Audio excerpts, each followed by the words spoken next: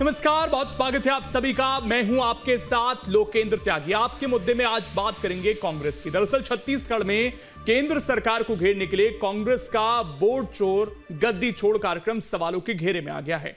मुंगेली में कार्यक्रम से प्रदेश कांग्रेस प्रभारी सचिन पायलट और पूर्व सीएम भूपेश बघेल के जाने के बाद कार्यक्रम में आए तथाकथित कार्यकर्ताओं ने पैसों की मांग को लेकर हंगामा कर दिया। सवाल यह है कि वोट चोर का शोर, भाड़े की भीड़ मांगे मोर। क्या कांग्रेस भाड़े की भीड़ के भरोसे है? 100-200 रुपए वाली भीड़ का सच क्या है? भाड़े की भीड़ का भुगतान अब सियासी घमासान हो रहा है। वोट चोर गद्दी छोड़ में क्या पैसों वाली भीड़ है? ये तमाम सवाल हैं जिन पर आज चर्चा करेंगे। कुछ खास मेहमान भी हमारे साथ जुड़ेंगे, लेकिन सबसे पहले रिपोर्ट देखिए।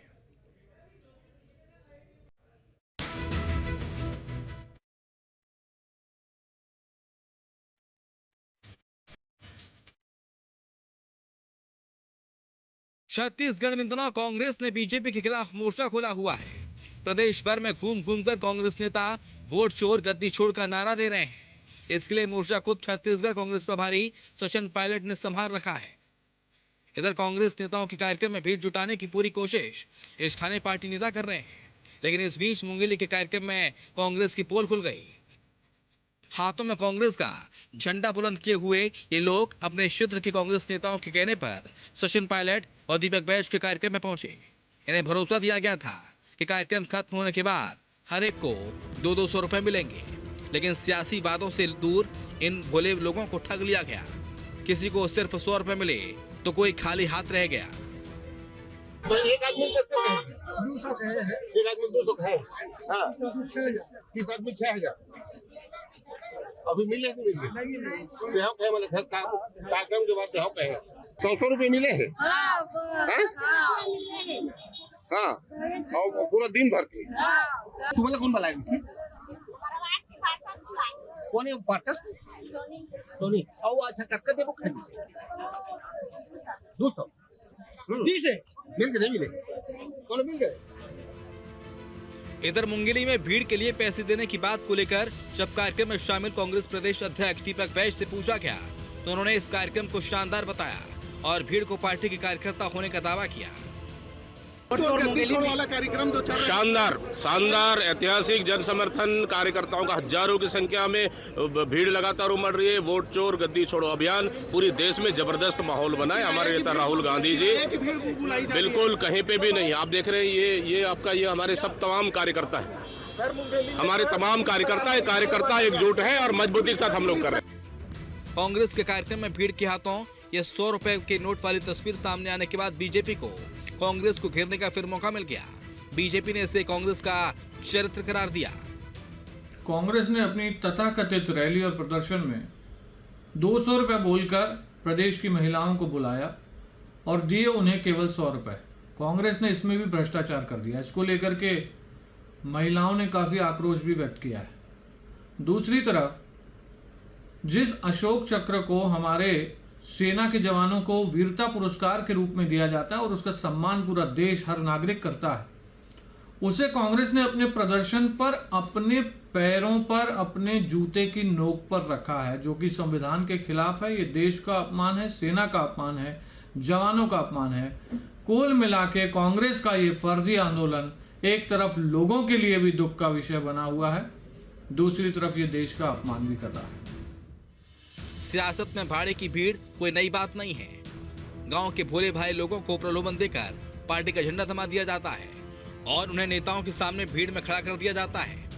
ऐसे कई मामले सामने आते रहे हैं। सवाल है कि सियासत चमकाने के लिए क्या भीड़ को भुगतान करना जरूरी है? Team news state. और इस मुद्दे पर चर्चा करने के लिए 3 खास मेहमान हमारे साथ जुड़ गए हैं। सबसे पहले परिचय करा देता हूं। के शर्मा जी हैं, वरिष्ठ पत्रकार हैं। वात्सल्य मूर्ति जी हैं, प्रवक्ता एमपी बीजेपी के। और वंदना राजपूत, प्रवक्ता कांग्रेस का पक्ष यहां पर रखेंगी। बहुत स्वागत है आप सभी का। वंदना जी, ये जो आप मुहिम लेकर चल रही हैं, अगर इसमें इसी तरीके से लोगों को बुलाना है, वो भी बीजेपी आरोप लगा रही है कि वहां भी ठग लिया, 200 रुपए कहकर 100 रुपए दिए और कुछ को तो वो भी नहीं मिले, तो इस ऐसे मुहिम का क्या फायदा है फिर? देखिए, यह जो आरोप लग रहा है, यह आरोप बेबुनियाद है। आप देखेंगे कि ओर चोर गद्दी छोड़ के सफल आयोजन के कारण कहीं न कहीं कुछ लोगों के पेट में दर्द हो रहा है और इस सफल आयोजन को बिगाड़ने के लिए तरह तरह के हथकंडे अपनाए जा रहे हैं। आप देखेंगे मुंगेली के कार्यक्रम की यदि बात करते हैं तो मुंगेली के कार्यक्रम में जरहा गांव से लेकर के पूरा मुंगेली तक जन सैलाब फैला हुआ था और लोग स्वयं स्वेच्छा से वहां पर कार्यक्रम में आ रहे थे, क्योंकि मालूम है लोगों को कि भारतीय जनता पार्टी ने वोट की चोरी की है और कांग्रेस पार्टी जो ये वोट चोर और गद्दी छोड़ का जो कार्यक्रम कर रहे हैं वो हमारे अधिकार की लड़ाई लड़ रहे हैं। इसलिए जनता बहुत स्वेच्छा से आकर के उस कार्यक्रम पर शामिल हो रही है और आप देखेंगे कि लगातार ये जनता के मन में भी प्रश्न आ रहा है कि 2023 के चुनाव की यदि बात करूं मैं कि हमने जिस नेता को वोट दिया था, हमने जिस पार्टी को वोट दिया था, उसको तो वोट मिला नहीं, तो हमारा वोट कहाँ गया? ये प्रदेश की जनता के मन में प्रश्न उठ रहा है। तो कहीं ना कहीं ये भारतीय जनता पार्टी के सवाल नेता पूछना चाहता हूँ आपसे वंदना जी। आजकल तो बात बात में धमकी दे दी जाती है कि ये हमें डिफेम कर रहे हैं, गलत आरोप लगा रहे हैं। सामने वीडियो है, महिलाएं हैं, वो तमाम व्यक्ति हैं। कितनी देर लगती है? चिन्हित कर लें इनको और पूछें इनसे कि ये जो बात कह रही हैं ये बीजेपी के दबाव में कहीं या असलियत बात है ये। वो वहां के स्थानीय कुछ पार्षद हैं, उनका नाम भी ले रही हैं खुलकर वहां पर। देखिए, आप देखेंगे कि तथाकथित कुछ लोग जो हैं जो वहां पर जाकर के कुछ लोगों को भड़का रहे हैं और प्रश्न पूछ रहे हैं, तो जाहिर सी बात है कि कुछ जो प्रश्न पूछ रहे हैं कुछ लोगों से क्यों पूछे? अगर पूछना था तो बहुत सारे लोगों से प्रश्न पूछना था। वहां पे इतनी सारी जनसैलाब था, सबसे प्रश्न नहीं, अगर वो एक भी व्यक्ति आया है तो आप पर तो सवाल उठेंगे ना। आपको अब उसमें दूसरा कोई वीडियो लाना चाहिए, या तो ये जो लोग सामने आए हैं ये बीजेपी के लोग हैं, ये साबित करें आप लोग। आप देखिएगा कि साबित जनता करेगी, हम लोग नहीं करेंगे, जनता साबित करेगी आने वाले चुनाव में वोट दे करके। अब इन लोगों को जितना हथकंडा अपनाना है ना, अपनाने दीजिए। भारतीय जनता पार्टी के खुद के कार्यक्रम में आपको याद होगा मार्च में जब मोदी जी प्रधानमंत्री जी आए थे बिलासपुर में, तो वहां भीड़ इकट्ठा करने के लिए, क्योंकि प्रदेश में भारतीय जनता पार्टी की सरकार है और वहां पर भीड़ इकट्ठा ना हो तो बड़ी फजियत है इन लोगों की, तो भर भर के इकट्ठा करके भीड़ इकट्ठा करके लाए थे और कहा गया था लोगों को, महिलाओं को साड़ी देंगे, पैसा देंगे, लेकिन कुछ लोगों को मिला, कुछ लोगों को नहीं। आपके पास वात्सल्य मूर्ति जी, ये क्या इनके आंदोलन को जानबूझकर आप लोग कुछ लोगों के वीडियो बनाकर वहां पर कमजोर कर रहे हैं? देखिए, आप ये जो कवायद चल रही है इसे आप आंदोलन का नाम दे रहे हैं। मैं कहना चाहूंगा कि ये इलेक्शन में जीतने की कोई आंदोलन है ही नहीं। इलेक्शन में जीतने की ये कोशिश ही नहीं कर रहे हैं। ये जो है, जब ये इलेक्शन हार जाएंगे उसके बाद किस पर ठीकरा मरेंगे, ये उसकी अभी से इन्होंने एडवांस पे प्लानिंग शुरू कर दी है। तो ये अभी इनकी पोल धीरे धीरे डेली बेसिस पर खुलते जाएगी। देखिए, मैं आपके माध्यम से आपके सभी दर्शकों को एक बहुत ही साइकोलॉजिकल फैक्ट बताना चाहूंगा, और ये फैक्ट है, मैं छत्तीसगढ़ की बात नहीं करूंगा, मैं भारत की नहीं, मैं पूरे विश्व की बात करूंगा। पूरे विश्व की अगर कोई भी पॉलिटिकल पार्टी है जो परिवारवादी पार्टी है, तो लगातार इलेक्शन हारने के बाद अगर आप अपने नेता पर, अपने मालिक पर ही इल्जाम लगाते हैं कि हम उनके कारण इलेक्शन हार रहे हैं, तो आपकी पार्टी खत्म हो जाएगी। ये फैक्ट है, और यही फैक्ट कांग्रेस के साथ है। कांग्रेस कभी भी लगातार हो रही हारों का ठीकरा राहुल गांधी जी, सोनिया गांधी जी पर तो मर ही नहीं सकती, उनके पास ऑप्शन ही नहीं है, तो किस पर मरेंगे भाई? तो ये अभी उन्होंने प्लानिंग शुरू कर दी है कि भाई हम इलेक्शन तो हारने वाले, चाहे छत्तीसगढ़ में चाहे बिहार में या कहीं पर भी हो, तो हारने के बाद हमें क्या करना है, इसकी प्लानिंग है और कुछ नहीं। और आज इसी के भी माध्यम से राहुल जी एक्सपोज हो चुके हैं, और जो ये मुंगेली में ये जो वीडियोस वायरल हो रहे हैं इसके भी माध्यम से ये लोग एक्सपोज हो गए हैं कि भाई 200 रुपए देकर बुलाए थे तो 200 रुपए तो दे देते, आप 100 रुपए नहीं उन्हें वापस भेज रहे, तो ये तो होना ही था। और ये डेली एक्सपोज इस तरीके से होते जाएंगे। अभी ऐसे बहुत वीडियोज और आएंगे, आप चिंता मत करिए। लेकिन वो तो ये कह रहे हैं कि छत्तीसगढ़ में तो हम जीतने वाले थे, पूरी लहर थी भूपेश बघेल की, आप लोगों ने वोट चोरी कर ली यहाँ पर। देखिए, तो इसीलिए तो उनका कहना है कि वोट चोरी अगर हुई तो FIR कराइए। अब आप FIR भी नहीं करवाना चाहते हैं, तो आप चाहते क्या है, बस ये बता दीजिए ना। भाई वोटों का पुनरीक्षण शुद्धिकरण तो होना है। अगर आप कह रहे हैं यहाँ पे अशुद्ध वोटर्स बहुत सारे घुस गए हैं तो ऐसा ही आप करवा लीजिए। यही आपका भी कहना है, यही हमारा भी कहना है। मगर आपको संविधान में विश्वास ही नहीं है, आपको इंस्टीट्यूशन में विश्वास ही नहीं है। तो भारत एक लोकतंत्र है, आप किस तरीके से इंस्टीट्यूशन को इस तरीके से गाली दे सकते हैं कि ये लोग चोर हैं? ऐसा नहीं होता, और ऐसा भारत में कभी हुआ भी नहीं है। भारत के इतिहास में पहली बार हो रहा है। ठीक, के शर्मा जी, इस तरीके से अगर लोगों को लाया भी जाएगा तो कांग्रेस जो मुहिम खड़ा करना चाहती है, इसके दो मतलब निकलते हैं। या तो लोग जुड़ नहीं रहे हैं इस मुहिम से, इसका कोई वास्तविक असर दिख नहीं रहा है जमीनी स्तर पर, और अगर जुड़ भी रहे हैं मान लीजिए इस तरीके से, तो इसका फायदा क्या होगा लॉन्ग टर्म में कांग्रेस को? देखिए, ये जिस ढंग से लाने की जो बात हो रही है, पैसा देने की, मजदूरों को लाने की बात हो रही है, ये तो सभी राजनीतिक दल और अधिकांश आम सभा में आप बात करते हैं तब भी समझ में आता है। मीडिया जब भी बात करती है ये बात आती है किस लिए आया है ये नहीं मालूम, और क्या कार्यक्रम है ये नहीं होता। लेकिन भीड़ लाने के लिए ये होता है, जैसे कांग्रेस की ओर से भी कहा जाता है कि भाजपा के कार्यक्रम में ढंग से बुलाया गया। तो पब्लिक है, सब जानते हैं, और किसने पाप न किया हो पहला पत्थर मारे वाली बात होता है। इससे दोनों ही दल के लिए इस तरह से कहना उचित नहीं। महत्वपूर्ण है जो विषय जिस विषय पे आप कह रहे हैं कि इसका असर नहीं हो रहा है, क्या लोग आ रहे हैं कि नहीं आ रहे हैं, ये असर जो मुझे लगता है कि इसमें अब जो क्रांतिकारी नारा दिया गया है, वोट चोर गद्दी छोड़, क्रांतिकारी नारा तो है, लेकिन क्रांति सड़क पर नजर नहीं आ रही। जनता में कुछ उत्सुकता है कि वास्तव में क्या इस ढंग से वोट की चोरी हो गई है। जो सरकार, चाहे सरकार हो चाहे मोदी सरकार हो, क्या हमारे वोट चोरी से बन गया है? हमने जिसको वोट दिया, हम क्या छत्तीसगढ़ के लोगों ने कांग्रेस को वोट दिया और भाजपा के वोट चले गए? ये पहले ईवीएम मतलब अब ये मतदाता सूची पर बात आ गई है। और मतदाता सूची में जहां तक गड़बड़ी की बात है, टीएस ने भी इस चीज को कहा है कि यदि एक व्यक्ति का नाम दो जगह पर है और ये वोट चोरी है तो निश्चित रूप से छत्तीसगढ़ में भी है, चाहे विजय शर्मा जी भी कह रहे हैं, राहुल गांधी भी कह रहे हैं। तो ये सुधार क्या हो सकता है? और ये जो मुद्दे लेके चल रहे हैं, ये क्या 2028 विधानसभा 2029 लोकसभा चुनाव तक ये बड़ा सवाल है। ठीक है, थोड़ा ऑडियो में आपके प्रॉब्लम है, मैं लौटता हूं आपके पास सर। वंदना जी से मैं एक चीज चाहता हूं। वंदना जी, एक आरोप लगते हैं कांग्रेस पार्टी पर कि आप जो मुहिम खड़ा करना चाहती हैं, जैसे कांग्रेस पार्टी ने पहले ईवीएम को लेकर मुहिम खड़ी की, उसको बीच में छोड़कर अब ये वोट चोरी पर पूरी तरीके से आप लोग शिफ्ट हो गए हैं, जबकि आपने मुख्यतः एक विधानसभा सीट का उदाहरण दिया था। उसके बाद कोई डेटा अभी तक छत्तीसगढ़ को लेकर जारी नहीं किया गया। पूरे प्रदेश में अब आप ये माहौल बना रहे हैं। अगर आपको ये था तो जब इलेक्शन के रिजल्ट आए उसके 1 साल 1.5 साल तक आपको ये समझ नहीं आया कि यहाँ गड़बड़ हुई? उस समय क्यों ये इशू नहीं बनाया गया? सरकार आपकी थी, यहाँ पर सारा जो चुनाव था उसमें जो अधिकारी थे उनकी अहम जिम्मेदारी रहती है। आपको भी पता है आपकी सरकार के दौरान चुनाव हुआ, ऐसा भी नहीं था कि बीजेपी की सरकार थी यहाँ पर। तो आप लोगों को इतना लेट समझ आया कि छत्तीसगढ़ में अच्छा हम वोट चोरी की वजह से हार गए?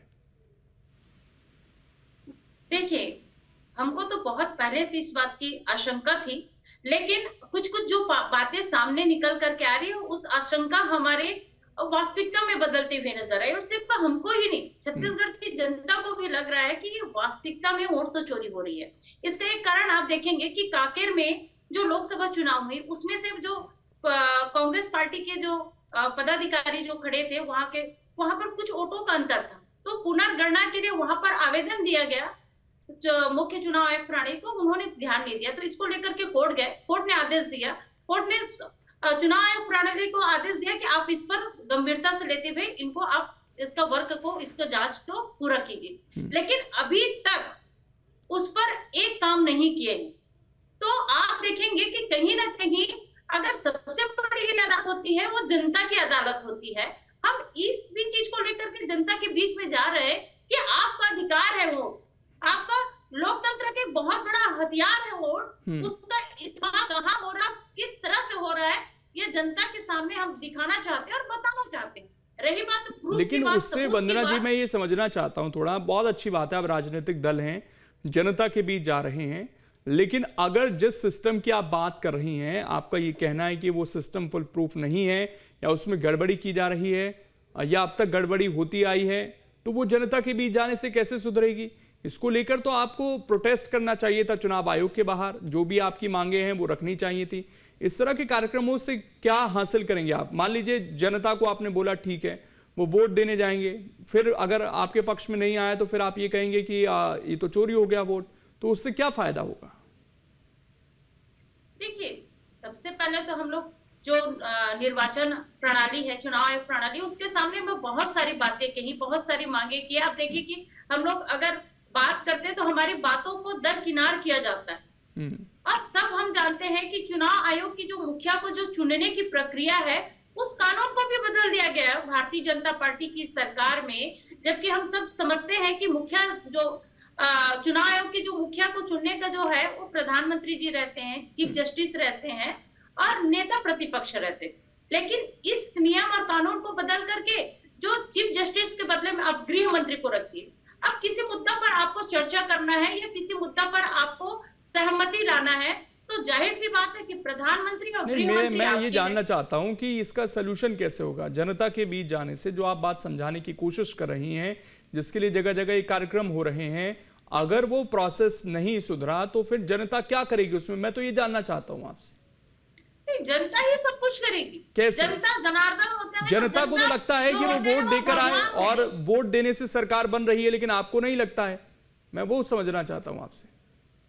मैं वही बता रही हूँ, मैं जनता जनार्दन होते हैं और जनता ही भगवान होते हैं। हाँ। जब जनता में क्रांतिकारी आएंगे कि हम वोट डाल रहे हैं, वो वोट कहाँ जा रहा है, तो आप देखेंगे कि सिर्फ आज हमारे कांग्रेस के काफिले के साथ जब जनता जुड़ रही है, अब यही जनता जब आवाज उठाएगी तो कहीं ना कहीं जो ये डबल इंजन की सरकार है ना, जो वोट चोरी कर रहे हैं, उनको सही रास्ते में आने के लिए मजबूर होना पड़ेगा और सही रास्ते में उन लोगों को ला करके खड़ा करेंगे।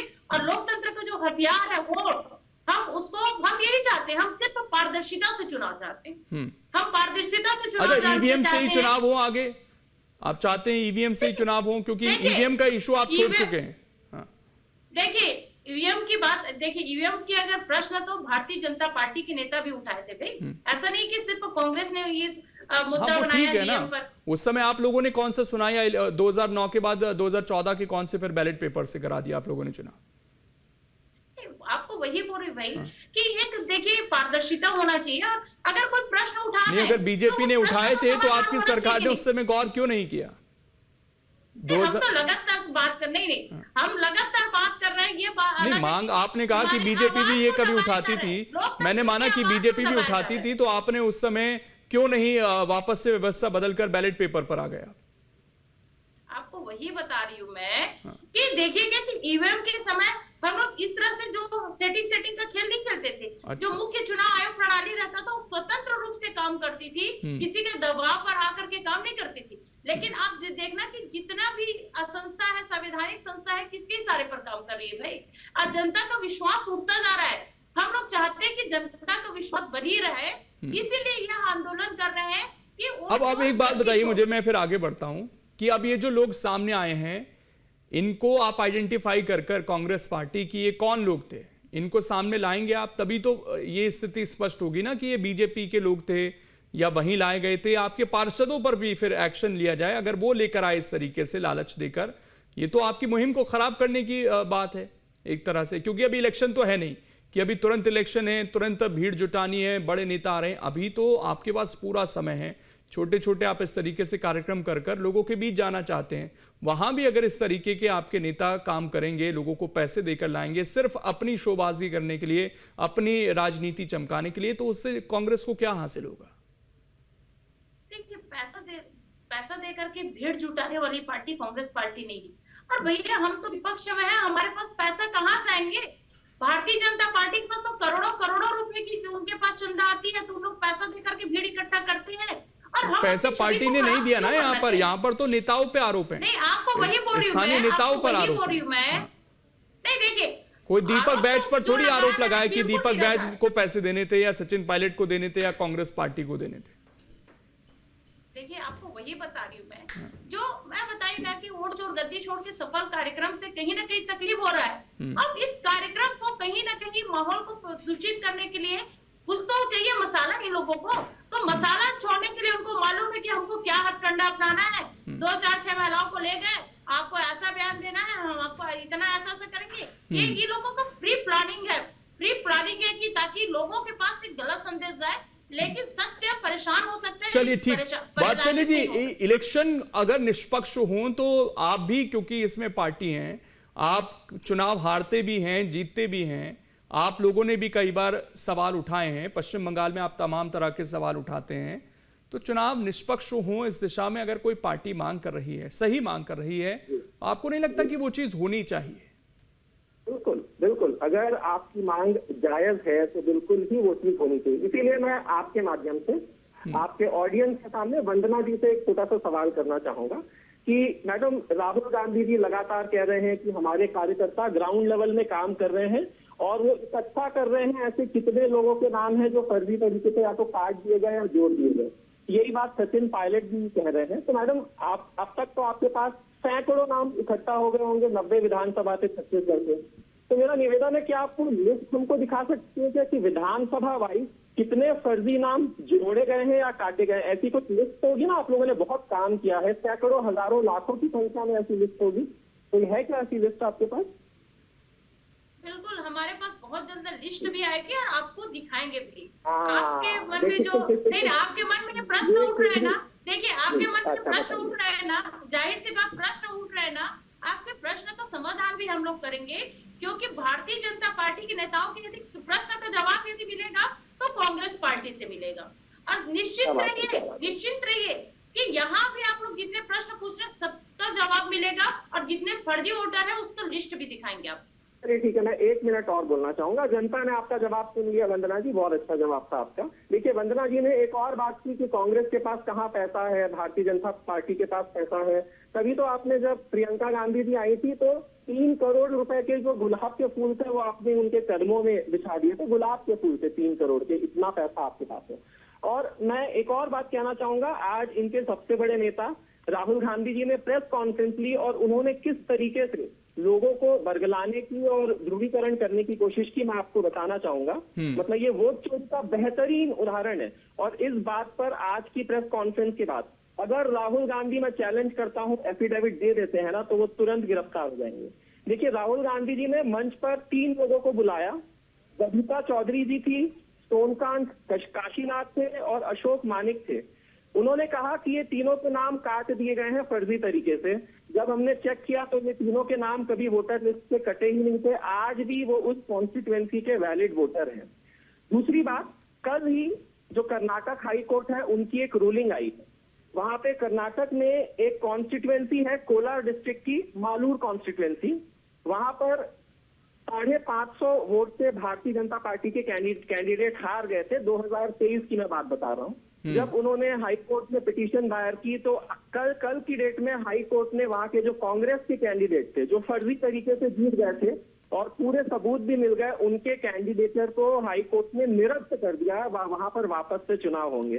तो देखिए, वोट चोरी की जब हम बात करते हैं ना, इसीलिए तो FIR है मेरा। बस मैं ये नहीं कह रहा हूँ कि कांग्रेस वोट चोर है, मैं ये नहीं कह रहा हूँ कि इलेक्शन कमीशन गड़बड़ी कर रहा है भारतीय जनता। भाई, गड़बड़ी जो भी कर रहा हो, 2002 में भी FIR हुआ था, 2004 में भी हुआ, 8 में भी हुआ, 13 में भी हुआ। ये रेगुलर प्रोसेस है, हमारा एक लोकतंत्र है और ये लोकतंत्र का रेगुलर प्रोसेस है। प्लीज इस पर आप उंगली मत उठाइए, क्योंकि पूरा विश्व देख रहा है। आप जो है देश को इस तरीके से तो एकदम ध्रुवीकरण नहीं कर सकते। ये रेगुलर प्रोसेस है, इसे रेगुलर ही रहने दीजिए। हाँ, अगर कुछ गलत हो रहा है तो एक जिम्मेदार विपक्ष के नाते आप बताइए, मगर ये राहुल गांधी जैसी हरकत मत करिए कि खुल्ला पीसी में आके झूठ बोल रहे हैं, 200 रुपए देके 100 रुपए में लोगों को बुला रहे हैं। ये बहुत ही गलत चीज है।